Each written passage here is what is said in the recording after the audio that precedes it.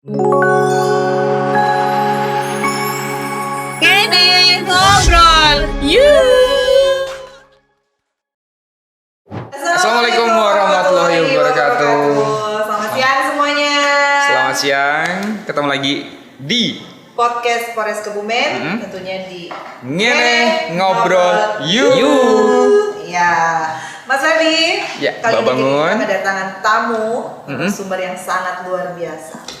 Pastinya dong ya, di Ngene Ngobrol You Iya. akan selalu kedatangan tamu-tamu Sangat luar narasumber biasa. yang sangat luar biasa sekali. Benar banget. Kali ini kita kedatangan seorang motivator. Wis, pas banget ya. Pas banget, beliau ada seorang motivator yang terbaik dari Times Indonesia dan juga Founder dari Thanks Institute. Thanks Institute. Yes. iya, Iya, dari Times aduh. Institute Indonesia. Grogi nih karena ketemu sama orangnya grogi. Iya, Bikin grogi. kita deg-degan. Iya, Karena benar. beliau itu benar-benar sudah dapat ada di tahun 2024 itu dapat di ASEAN juga itu. Iya, betul sekali. Benar ya? Dapat Iya, dong. terakhir penghargaan yang Nah. saya dapatkan dari Asia dan Nigeria. Nah, ya kan. Kita Nggak tahu perkenalan dulu. dong. Ya, Iya. boleh. Yuk. Beliau adalah Dr. Ketut Ketut Halimi SPDI MPD CHT CPR. Yes. Tepuk Ya, tangan dulu. oke, dan Thank you, kita makasih. Ya. Baik. Oke. Lanjut Oke, deh. Kita nanti pakai biar enak panggilnya Coach Abid ya. Ya, siap. Ya, oke. Betul. Asal jangan panggil, kalau Mas Ferdi boleh panggil Coach Abid. Kalau Mbak Bangun jangan panggil sayang. Guys. Jangan panggil sayang, panggilnya kita coach ya. Iya, Ya, yes, Baik, oke. Coach. Apa kabar coach hari ini? Alhamdulillah luar biasa sekali. Selamat Hari ini. datang di Polres Kebumen. Iya, betul. Dan ini sebagai testimoni saya berkeliling di seluruh Polres di Indonesia dan ini keren banget. Kebumen, Polres Kebumen punya Kapolres yang humble, inovatif ya, Ya, dan alhamdulillah, ada ya. podcastnya lagi. Ini ruang transformasi yang nyata saya pikir. Nah, Ha. terima kasih. Ini keren suatu banget wujud nyata dari reformasi birokrasi. Iya, betul. Ini kebetulan dapat Ya, juga kita di sana. kebetulan dan juga sangat beruntung ya beliau bisa hadir di sini. Betul. Iya, alhamdulillah. Karena beliau seorang motivator, karena kita juga butuh motivasi dong. Ya, kita Ya. polisi kan lagi banyak sekali Betul. apa ya, mungkin beban Tugasnya. pekerjaan. Betul kan, kita ada lagi reformasi birokrasi yang sudah sampai akselerasi transformasi Iya. Polri. Iya, betul. Betul. Jadi kita harus seimbang Iya. antara pekerjaan dinas, juga kita dinas ya, dan juga di rumah tangga. Betul sekali. kita nanti butuh kiat-kiat khusus. Iya. Boleh. Oke. Ya. Ya, banyak sebenarnya kiat-kiat yang harus kita lakukan untuk kemudian mengkualitaskan diri dan mengoptimasi diri kita. Karena polisi nggak boleh sakit, Iya. polisi Nah. nggak boleh salah, polisi harus belajar untuk menjaga sucinya itu. Betul. Betul Dan sekali. apalagi pemerintah memberikan banyak sekali amanah pada Polri, sekaligus juga pada Bayangkari itu nantinya, gitu kan? Pada Polri untuk kemudian menuntaskan program-program pemerintah. Ya. Seperti ketika COVID dan hari ini MBG, makan bergizi gratis. Ini SPBG dari Polri menjadi atensi lebih dan Itu termasuk percontohan ya. luar Iya. biasa percontohan di Nah. Indonesia itu. Nah, artinya bahwa kalau kemudian energi yang kita keluarkan banyak, maka kita harus mampu memanajemen energi kita menjadi produktif. Iya. Jangan malah kontraproduktif. Betul sekali. Jangan sampai kemudian kita bagian dari penyalur mata air yang memberikan kekenyangan pada setiap perut orang, tapi kemudian kita yang kehausan. Jangan sampai terjadi begitu. Nah, makanya salah satu manajerialnya adalah bagaimana kita mampu mencerdaskan intelijensia kita, manajemen pikir itu, kemudian menata hati melalui self healing dan emotional cleansing, dan kemudian belajar menjaga sikap-sikap yang terukur pastinya itu. Betul.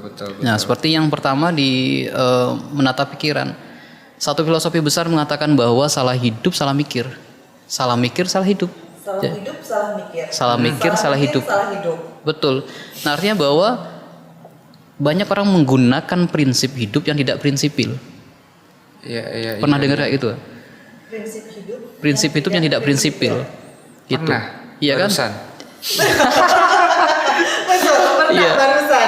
Betul. Nah, prinsip itu yang tidak prinsipil Tapi, itu tidak ada prinsip yang dia pegang, yang dia teguhkan itu enggak berimplikasi terhadap kehidupan banyak orang. Ya, prinsip-prinsip yang berbau egosentris, yang berbau egositas itu.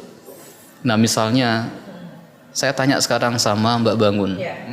Coba sebutin 3 indikator bahagianya Mbak Bangun. Saya akan bahagia jika, ayo. Aduh. 1, jika. Jajan. Hah? Jajan. Jajan selalu ada. Ya. Oke. Apalagi? Yang Ya, kedua, curhat, yang curhat. kedua. Yang kedua. Ah, Apa ya? yang kedua, Kemudian indikator bahagia itu, tapi Ah. sebutkannya kok susah ya. duit banyak. Duit banyak. Duit banyak. Yang ketiga, hati tenang. Hati tenang, betul. Oke, Mas Ferdi, apa indikator bahagianya? Saya akan bahagia jika Nyaman. hidup nyaman. Ya. Yang kedua, Apa lagi ya? Sehat. duit banyak. Sehat. Itu nggak mesti juga Nggak ya. mesti sehat Iya. ya. Yang penting Oke, sehat dong. sehat. Yang ketiga, yang ketiga,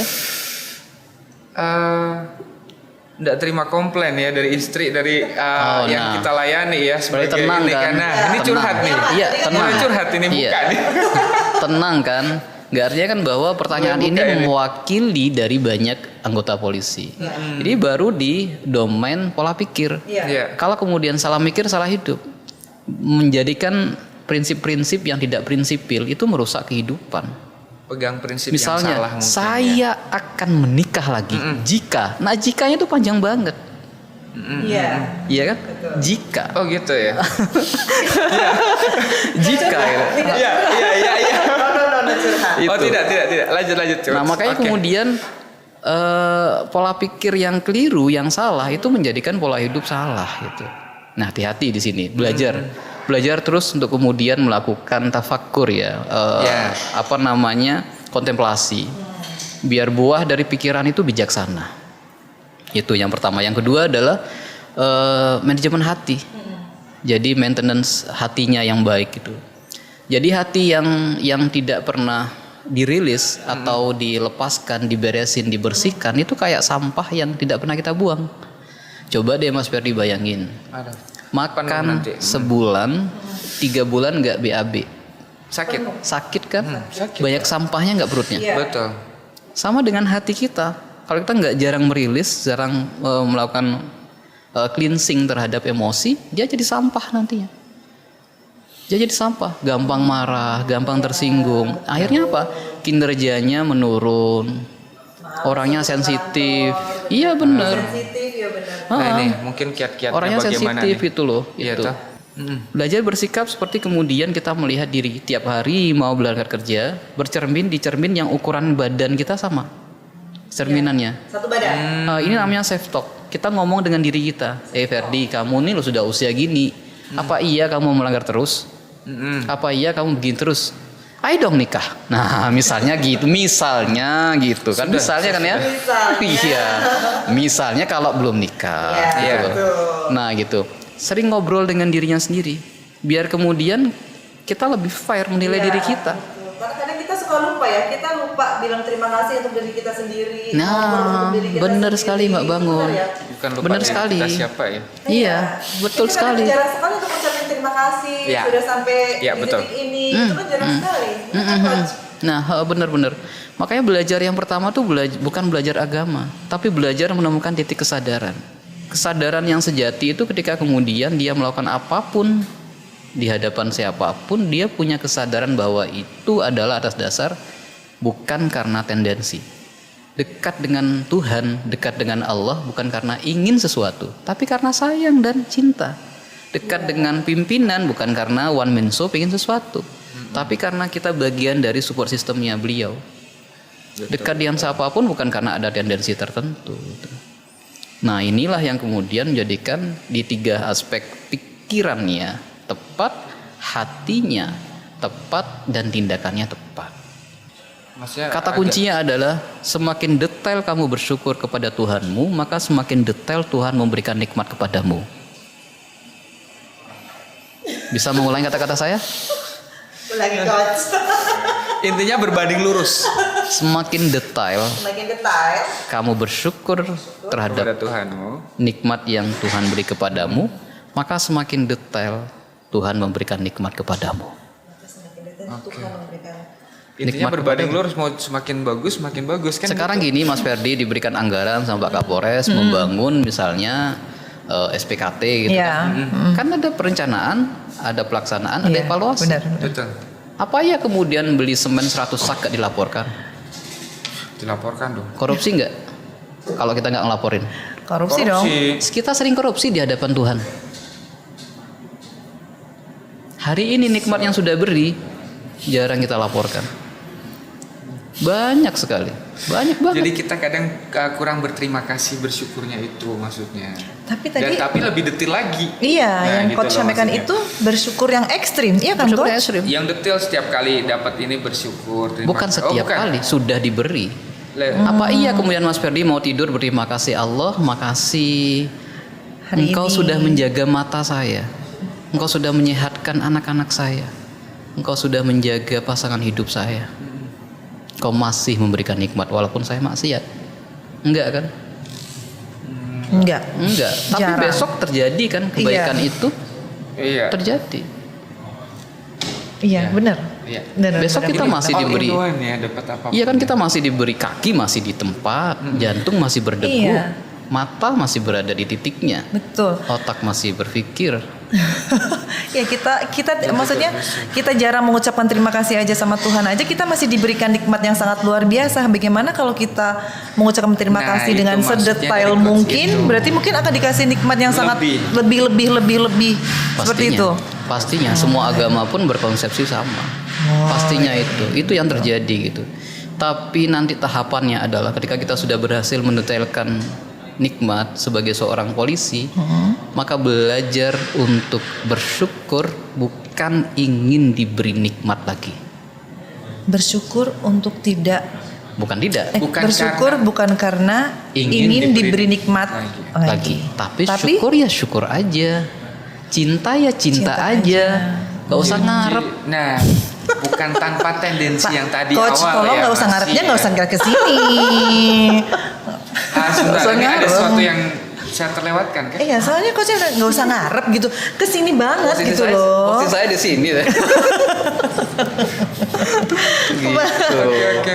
Oke, tadi kita kayaknya di awal udah disampaikan ya, perlu kiat-kiat khusus gitu loh. Iya. Sampai Tadi yang itu sampai juga. Oke. Mas dari yang kerjaan, dari stres, dari tekanan tugas gitu kan. Kadang Dan kan kita dapat rasa bersyukur. iya, tadi juga kadang ada yang cara menyikapinya itu dengan cara yang salah, mungkin jadi males Iya. kerja, Ya, males betul, berangkat betul. kantor ya kan. Mungkin ada kiat-kiat khusus dari coach buat kita semua seperti itu. Saya terinspirasi dari kata-kata Pak Kapolres, ambisi boleh tapi jangan ambisius. Ambisi boleh tapi jangan ambisius. Pak Kapolres Kebumen, Pak Kapolres kita ini. Ya. Jadi saya Mbak diskusi Sid. panjang sama beliau Ya. gitu. Nah, artinya bahwa setiap orang harus punya Ambisi. goal setting ya, keinginan ke depan dan semua proyeksi ke depan. Tapi jangan mempertahankan egoisme. Jangan ambisi terlalu tinggi terhadap sesuatu. Karena kehidupan ini bisa jadi akibat dan penyebab. Akibat dan penyebab. Makanya kita akan terus belajar dan menemukan ilmu-ilmu baru kalau kita mau membuka hati kita terhadap perubahan kehidupan ini. Ingat bahwa yang kita lakukan menjadi penyebab. Karena kehidupan tidak selesai di diri kita. Kehidupan tidak selesai di diri Iya, kita. Hari ini menjadi anggota humas, jangan pikir bahwa nggak banyak pahalanya. Sama dengan teman-teman jurnalis, pembuka surga dan pembuka neraka. Karena paradigma masyarakat tergantung penulisnya. Betul. Cara pandang orang terhadap diri orang lain tergantung penulisnya. Diarahkan kemana? Iya. Hari ini kita sudah tidak musimnya pahlawan dan siapa yang berperang. Jurnalis itu ya. Nah, iya makanya pilihannya menjadi pahlawan atau pemenang. Karena yang menulis sejarah adalah pemenang, bukan pahlawan. Pahlawan udah mati. Iya. Hari ini kita harus jadi pemenang untuk diri kita. Kita punya goal setting, target besar 10 tahun, 20 tahun, 30 tahun, 100 tahun kehidupan kita. Untuk Polri masa depan dan untuk Indonesia yang lebih cerah. Gitu. Dari Kebumen untuk Indonesia. Oke Coach, terima kasih untuk hari Ya, ini thank you. sudah bersedia Terima kasih. hadir di podcast kami. Sebentar, sebelum gimana? ditutup saya ingin memberikan satu closing statement. Oke, boleh. Penting dicatat untuk semua orang. Ya. Closing statementnya adalah jika ingin merubah nasib, jangan merubah nasab. Jika ingin merubah nasib, jangan merusak jalur nasab. Terima kasih. Oke, luar Mantap biasa. sekali. Jika ingin merubah nasib, jangan merubah jalur nasab. Ya. Sangat luar biasa. Baik. Oke, Coach, terima kasih untuk hari ini sudah berkenan hadir di podcast kami, yaitu di Ngene Ngobrol You. Sampai ketemu Istimewa. lagi. Thank you, Betul, makasih. Coach. Sampai ketemu lagi nanti di waktu yang tepat. Ya. Kita bisa Lebih banyak lagi yang akan bertukar kita dan kiat-kiat dari. mendengarkan. Iya. Kiat-kiat khusus Iya, dari- betul. Terima kasih. Thank Oke, you. Coach. Terima kasih. Terima kasih. Oke, sampai di sini dulu podcast kita. Nanti kita akan bertemu lagi dengan narasumber-narasumber yang lain yang tentunya Luar biasa. luar biasa. Terima kasih. Ngene Thank you. Ngobrol. Terima kasih. You.